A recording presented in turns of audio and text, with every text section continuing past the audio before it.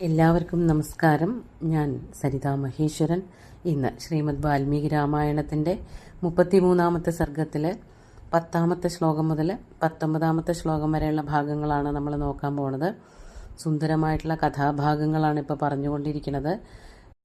ഇപ്പോൾ പറയുന്ന ഈ ശ്ലോകങ്ങളിലൊക്കെ കേൾക്കാൻ ഇമ്പമുള്ളതായിട്ടുള്ള കഥകളാണ്. ഇതൊന്നും ധാരാളമായിട്ട് കേട്ടിട്ടില്ലാത്ത കഥകളാണ്. രാമായണ കഥകളിൽ അല്ലെങ്കിൽ രാമായണത്തിൻ്റെ പ്രഖ്യാതമായിട്ടുള്ള കഥകളിലൊന്നും വരാത്ത ഭാഗങ്ങളാണ്. അതുകൊണ്ട് ഇതൊക്കെ ഒരു പുതുമയുള്ള ഭാഗങ്ങളായിട്ട് തോന്നുന്നു.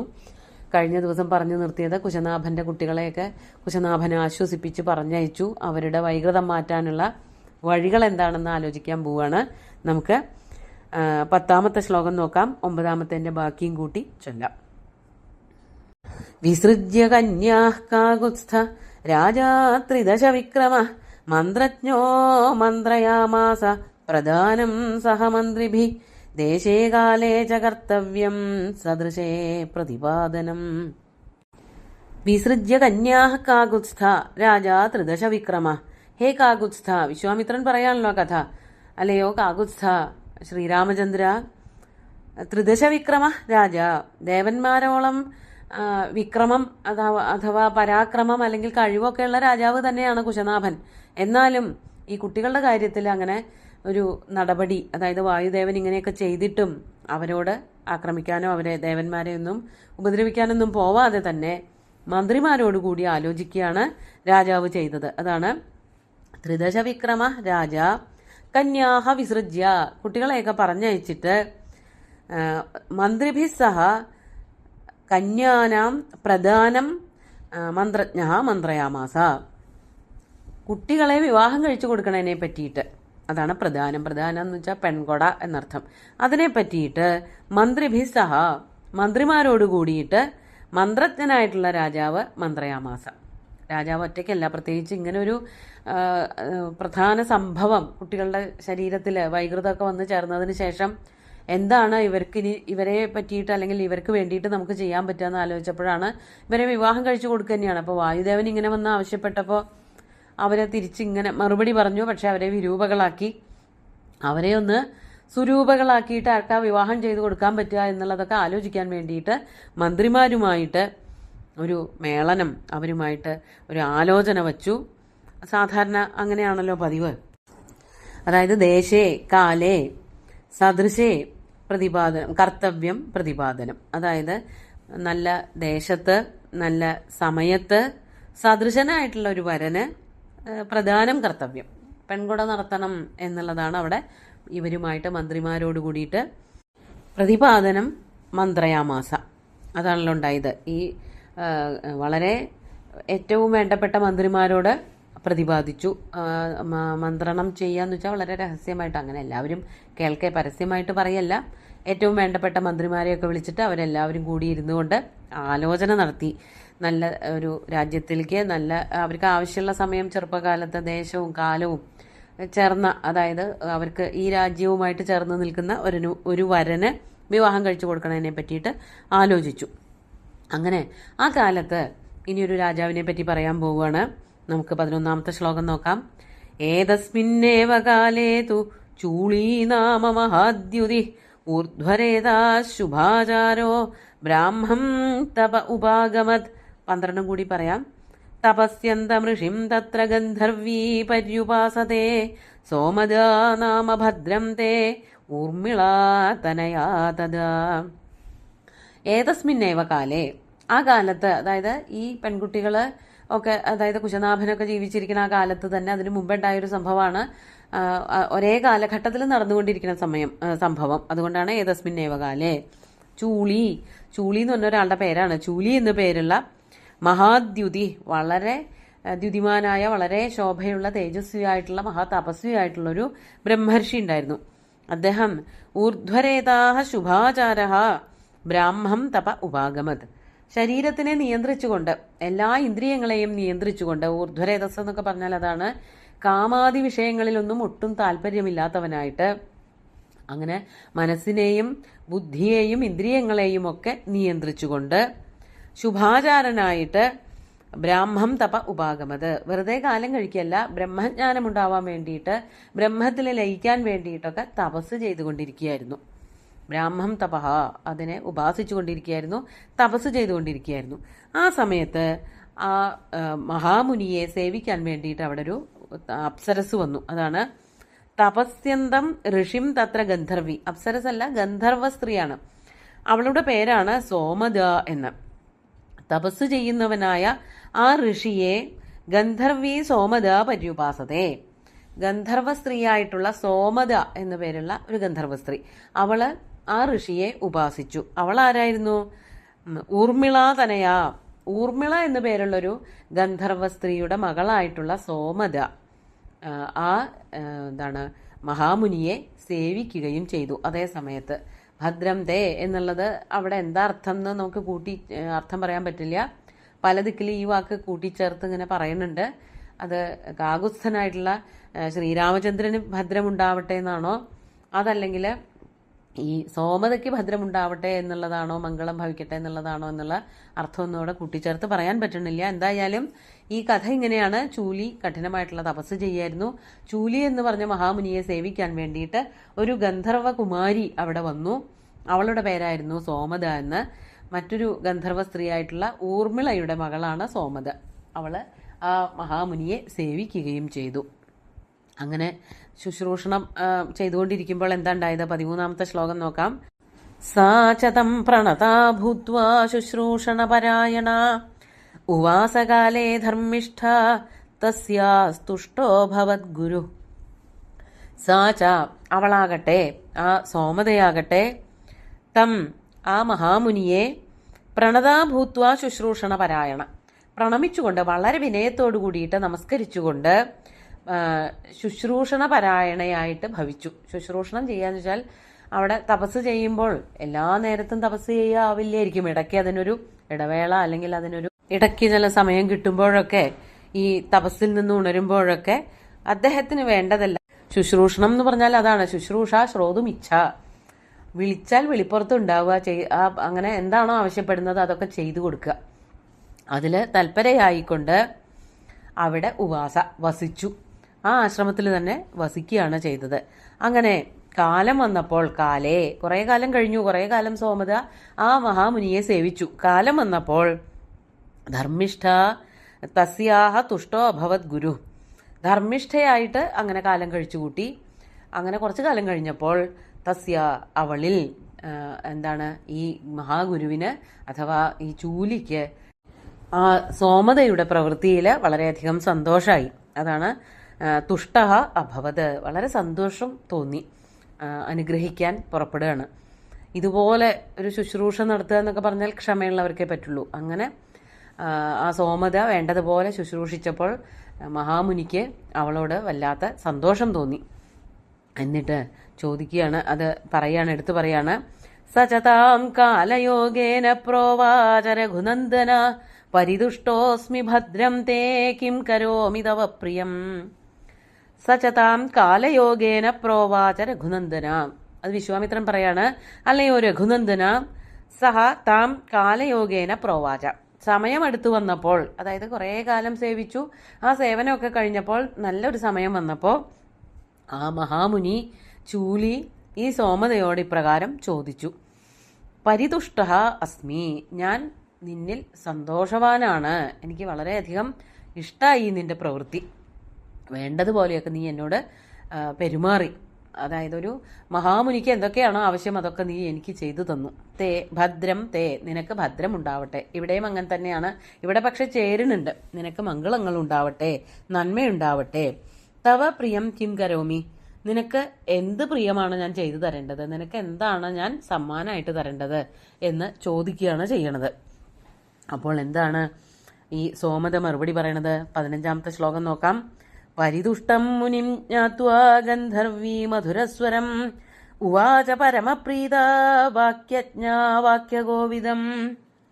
അങ്ങനെ പരിതുഷ്ടം മുനിം ജ്ഞാത്വാ, അങ്ങനെ മഹാമുനിക്ക് വളരെയധികം സന്തോഷമായി എന്ന് മനസ്സിലാക്കിയിട്ട്, പരിതുഷ്ടം മുനിം, സന്തോഷവാനായി തീർന്നു ബ്രഹ്മർഷി എന്ന് ജ്ഞാത്വാ മനസ്സിലാക്കിയിട്ട്, ഗന്ധർവീ മധുരസ്വരം ഉവാച, ഗന്ധർവ സ്ത്രീയായിട്ടുള്ള ആ സോമത വളരെ വിനയത്തോടു കൂടിയിട്ട് മധുരമായിട്ടുള്ള വാക്കുകൾ ഇപ്രകാരം പറഞ്ഞു. ആരോട് ഒന്നുകൂടി പറയാണ്. പരമപ്രീത വാക്യജ്ഞ ഗന്ധർവി. ഇവളോട്, അതായത് മഹാമുനി ഇവളോട് അനുഗ്രഹ ഭാഷണം നടത്തിയപ്പോൾ അതിൽ സന്തുഷ്ടയായ, എങ്ങനെയാണ് വാക്യങ്ങൾ പറയേണ്ടത് എന്ന് നല്ല അറിവുള്ളവളായ, ഒട്ടും അഹങ്കാരമില്ലാത്ത, വളരെ തെളിഞ്ഞ ബുദ്ധിയോടുകൂടിയവളായിട്ടുള്ള സോമത, നല്ല മിടുക്കനായ വാക്യകോവിദൻ എന്ന് പറഞ്ഞാൽ നല്ല ബുദ്ധിമാനും വേണ്ടതുപോലെ സംസാരിക്കാനും ഒക്കെ അറിയുന്നവനായ ചൂളി മഹർഷിയോട് ഇപ്രകാരം മധുരസ്വരം ഉവാച, വളരെ ഭംഗിയായിട്ട് കാര്യങ്ങൾ പറയാണ്. എന്താ പറഞ്ഞത്? 16ാമത്തെ ശ്ലോകം നോക്കാം. ലക്ഷ്മ്യാ സമുദിതോ ബ്രാഹ്മ്യ ബ്രഹ്മഭൂതോ മഹാതപാഃ ബ്രാഹ്മേണ തപസായുക്തം പുത്രമിച്ഛാമി ധാർമ്മികം. ബ്രാഹ്മ്യ ലക്ഷ്മ്യാ സമുദിത. അങ്ങ് ബ്രാഹ്മ്യ ലക്ഷ്മ്യ, അതായത് ബ്രഹ്മതേജസ്സോട് കൂടിയവനാണ്. അതായത് കാലം കഴിച്ചു കൂട്ടാൻ വേണ്ടിയിട്ട് വെറുതെ ഒരു തമാശയ്ക്ക് വേണ്ടിയിട്ട് തപസ് ചെയ്യുന്ന ഒരാളല്ല. ബ്രഹ്മ തപസ്സിൽ നിരതനായിട്ടുള്ള അങ്ങ് ബ്രഹ്മതേജസ്സോട് കൂടിയവനാണ്. അതുപോലെ തന്നെ എല്ലാം ബ്രഹ്മമയമാണ്. അതായത് മോക്ഷം ഇച്ഛിക്കുന്നവനാണ്. ലൗകികമായിട്ടുള്ള വിഷയങ്ങളോടൊന്നും വലിയ താല്പര്യമില്ലാത്ത ആളാണ് അങ്ങ്. അങ്ങ് ഭൂതനാണ്. അതായത് ബ്രഹ്മാവ് തന്നെയാണ് അങ്ങ്. ബ്രഹ്മാവിന് തുല്യനായിരിക്കുന്നവനും, അതുപോലെ തന്നെ തപസ്സുകൊണ്ട് ഒരു ബ്രഹ്മദേവനോടൊപ്പം നിൽക്കുന്നത്, അല്ലെങ്കിൽ അത് വ്യാഖ്യാനത്തിൽ അങ്ങനെ പറയേണ്ട, അല്ലെങ്കിൽ ബ്രഹ്മമായി തീർന്നവൻ, അങ്ങനെയും പറയാം. അങ്ങനെയുള്ള അങ്ങയോട് ബ്രാഹ്മണ തപസായുക്തം, ഇത് ഒരേ അർത്ഥം തന്നെയാണ് പറയണത്. അങ്ങനെയുള്ള അങ്ങയിൽ നിന്ന് അഹം പുത്രം ഇച്ഛാമി, ധാർമ്മികനായിട്ടുള്ള ഒരു പുത്രനെ കിട്ടണം എന്നുള്ളതാണ് എൻ്റെ ആഗ്രഹം. അങ്ങ് ബ്രഹ്മമയമാണ്. അങ്ങയുടെ തേജസ്സും അങ്ങയുടെ ബുദ്ധിയും വൈഭവവും ഒക്കെ ഉള്ളവനായ ഒരു പുത്രനെ കിട്ടണം എനിക്ക്. അതാണ് എൻ്റെ മോഹം എന്ന് സോമത ഋഷിയോട് പറയാണ്. അടുത്ത ശ്ലോകം നോക്കാം. 17ാമത്തേത്. അപതിശ്ചാസ്മി ഭദ്രം തേ ഭാര്യാചാസ്മി ന കസ്യചിത് ബ്രാഹ്മണോപഗതായാശ്ച ദാതുമർഹസി മേ സുതം തസ്യാഃ പ്രസന്നോ ബ്രഹ്മർഷിർദദൗ ബ്രാഹ്മമനുത്തമം ബ്രഹ്മദത്ത ഇതി ഖ്യാതം മാനസം ചൂളിനസുതം. മാത്രമല്ല സോമത ചില കാര്യങ്ങൾ എടുത്തു പറയും ചെയ്തു. അപതിശ്ച അസ്മി, ഞാൻ വിവാഹം കഴിച്ചവളല്ല, എനിക്ക് ഭർത്താവില്ല. അതുകൊണ്ട് അങ്ങ് എൻ്റെ ഭർത്താവണമെന്നൊന്നുമില്ല പറയണത്. എനിക്ക് പുത്രനെ വേണമെന്നേ ഉള്ളൂ. ഞാൻ അപതിയാണ്, പതിയില്ലാത്തവളാണ്. അതുകൊണ്ട് ഇവിടെ വന്നിട്ടുണ്ട് ഭദ്രം തേ, അങ്ങയ്ക്ക് ഭദ്രം ഭവിക്കട്ടെ. മാത്രമല്ല തേ ന ഭാര്യാച അസ്മി, തേ അങ്ങയുടെയും വേറൊരാളുടെയും ഭാര്യയായിട്ട് ഇരിക്കാനും എനിക്ക് താല്പര്യമില്ല. തേ കസ്യചിതച്ച, അങ്ങയ്ക്കും അങ്ങയുടെ ഭാര്യയുമല്ല, വേറെ ആരുടെയും ഭാര്യയല്ല. എന്തൊരു എന്താ പറയുക, തൻ്റെ ഇടത്തോട് കൂടിയിട്ടാണ് ഇത് പറയണത് നോക്കൂ. ഇന്നത്തെ കാലത്തല്ല, ഏത് കാലത്തും ഇങ്ങനെ പറയാനുള്ള ചങ്കൂറ്റുള്ള പെണ്ണുങ്ങൾ ഉണ്ടായിരുന്നു എന്നുള്ളതാണ് ഇവിടെ നമ്മൾ മനസ്സിലാക്കേണ്ടത്. അതായത് ഗന്ധർവസ്ത്രീ ആയിക്കോട്ടെ, ഈ വാചകം ഋഷി വാൽമീകി മഹർഷി ആ പെൺകുട്ടിക്ക് വേണ്ടിയിട്ട് പറഞ്ഞുല്ലോ. അതുകൊണ്ട് ആരെയും വിവാഹം കഴിക്കാൻ എനിക്ക് താല്പര്യമില്ല, എനിക്ക് കുട്ടിയെ വേണം താനും. അതുകൊണ്ട് അങ്ങയിൽ നിന്ന് ഒരു ഉത്തമനായിട്ടുള്ള ഒരു പുത്രനെ കിട്ടണം. ബ്രാഹ്മണോപഗതായാശ്ച, എന്നാൽ ഞാൻ ബ്രാഹ്മണനായിട്ടുള്ള അങ്ങയെ സമീപിച്ചിരിക്കുകയാണ് ഒരു പുത്രന് വേണ്ടിയിട്ട്. അങ്ങനെയുള്ള എനിക്ക് സുതം ദാതും അർഹസി, നല്ലൊരു പുത്രനെ, അങ്ങയെ പോലെ തന്നെ കഴിവുള്ളൊരു പുത്രനെ തരാൻ അങ്ങ് അർഹതപ്പെട്ടിരിക്കുന്നു. എൻ്റെ യാചന അതാണ്, അങ്ങ് എനിക്കൊരു പുത്രനെ തരണം. അപ്പോൾ അവിടെ പറയാണ് തസ്യാഹ പ്രസന്ന ബ്രഹ്മർഷി, അവളിൽ പ്രസന്നനായ ബ്രഹ്മർഷി ചൂലി എന്തു ചെയ്തു? ബ്രാഹ്മം അനുത്തമം ബ്രഹ്മദത്ത ഇതി ഖ്യാതം മാനസം സുതം ദദൗ, ബ്രഹ്മദത്തൻ എന്നു പേരുള്ള ഒരു മാനസപുത്രനെ ഉണ്ടാക്കി കൊടുത്തു. അത് ഔരസപുത്രനല്ല, ശരീരത്തിൽ നിന്നും ജനിച്ച പുത്രനായിട്ടല്ല ഇവിടെ പറയണത്. ഈ ചൂളി മഹർഷി തൻ്റെ മനസ്സുകൊണ്ട് സൃഷ്ടിച്ചൊരു പുത്രനെ ഈ സോമത തന്നെ സേവിച്ചു എന്നുള്ള സന്തോഷത്തിൽ പുത്രനായിട്ട് കൊടുക്കുകയാണ് ഉണ്ടായത്. ആ പുത്രന്റെ പേരാണ് ബ്രഹ്മദത്തൻ. അങ്ങനെയാണല്ലോ പറഞ്ഞത്. അതായത് ചൂലിയുടെ പേരുമില്ല, സോമതയുടെ പേരൊന്നും ചേർത്തിട്ടില്ല. ബ്രഹ്മം കൊണ്ട് ബ്രഹ്മജ്ഞാനിയായിട്ടുള്ള അങ്ങയിൽ നിന്നുണ്ടാവുന്ന പുത്രൻ എന്നാ പറഞ്ഞത്. അതുകൊണ്ട് തന്നെ ബ്രഹ്മദത്തൻ എന്ന് ആ പുത്രന് പേര് കൊടുക്കുകയും ചെയ്തു. ചൂലിയുടെ മാനസപുത്രനായിട്ടുള്ള ബ്രഹ്മദത്തനെ ചൂലി എന്ത് ചെയ്തു? സോമതയ്ക്ക് സ്വന്തം പുത്രനായിട്ട് കൊടുക്കുകയും ചെയ്തു. അടുത്ത ശ്ലോകം കൂടി നോക്കാം. സരാജാ ബ്രഹ്മദത്തസ്തു പുരീമധ്യവസത്തദാ കാമ്പില്യാം പരയാ ലക്ഷ്മ്യാ ദേവരാജോ യഥാദിവം. സ രാജാ ബ്രഹ്മദത്തസ്തു, ആ രാജാവ് ബ്രഹ്മദത്തൻ പുരീം കാമ്പില്യാം അധ്യവസത്തദാ, അന്നത്തെ കാലത്ത്, അപ്പോഴാണ് ഈ കുശനാഭന്റെ ഈ പെൺകുട്ടികളുടെ കഥ പറയണ ആ സമയത്തേക്ക് എത്തി. ഇവര് യുവതികളായി തീർന്നപ്പോൾ ബ്രഹ്മദത്തൻ എന്നു പേരുള്ള രാജാവ് കാമ്പില്യം എന്നു പേരുള്ള, അല്ലെങ്കിൽ കാമ്പിലി എന്നും പറയുന്നുണ്ട്, ആ രാജ്യത്തിന്റെ രാജാവായിട്ട് പരയാ ലക്ഷ്മിയ യഥാ ദിവം ദേവരാജ, എപ്രകാരമാണോ ദേവരാജൻ, അതായത് ഇന്ദ്രൻ സ്വർഗലോകത്ത് പരമമായ ലക്ഷ്മിയോട് കൂടിയിട്ട് അതിസമൃദ്ധിയോട് കൂടിയിട്ട് സ്വർഗത്തിൽ വാഴുന്നത്, അതേപോലെ തന്നെ ബ്രഹ്മദത്തൻ എന്നു പേരുള്ള രാജാവ് കാമ്പിലി എന്നു പേരുള്ള രാജ്യത്തിൽ അക്കാലത്ത് വാണിരുന്നു. അപ്പൊ ഈ കഥയൊക്കെ അതിനു മുമ്പ് നടന്നതാണ്. ആ ബ്രഹ്മദത്തനാണ് ഇവരെ വിവാഹം കഴിച്ചു കൊടുക്കാൻ പുറപ്പെടുന്നത്. അത് നമുക്ക് അടുത്ത ദിവസം നോക്കാം. ഇന്നത്തെ ശ്ലോകങ്ങൾ ഒന്നുകൂടി ചൊല്ലാം.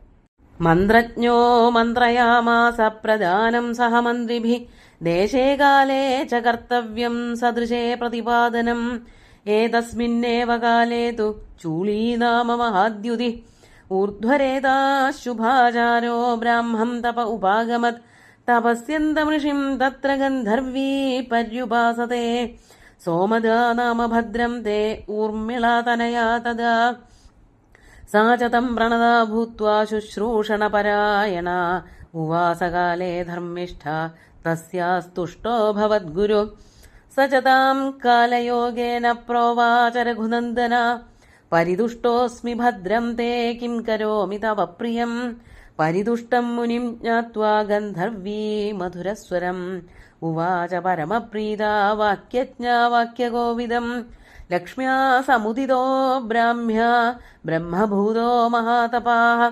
ബ്രാഹ്മേണ തപസാ യുക്തം പുത്രമിച്ഛാമി ധാർമ്മികം അപതിശ്ചാസ്മി ഭദ്രം തേ ഭാര്യാ ചാസ്മി ന കസ്യചിത് ബ്രാഹ്മേണോപഗതായാശ്ച ദാതുമർഹസി മേ സുതം തസ്യാഹ പ്രസന്നോ ബ്രഹ്മർഷ്യർദദോ ബ്രാഹ്മമനുത്തമം ബ്രഹ്മദത്ത ഇതി ഖ്യാതം മാനസം ചൂലിനസുതം സ രാജാ ബ്രഹ്മദത്തസ്തു പുരീമധ്യവസത്തദാ കാമ്പില്യാം പരയാ ലക്ഷ്മ്യാ ദേവരാജോ യഥാദിവം.